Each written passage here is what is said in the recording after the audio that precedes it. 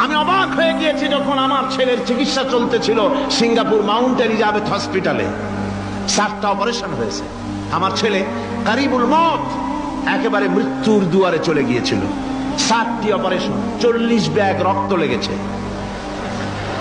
2.5 fit তার intestine কেটে ফেলেছে, 2.5 ফিট খাদ্য নালী কেটে ফেলে দিয়েছে।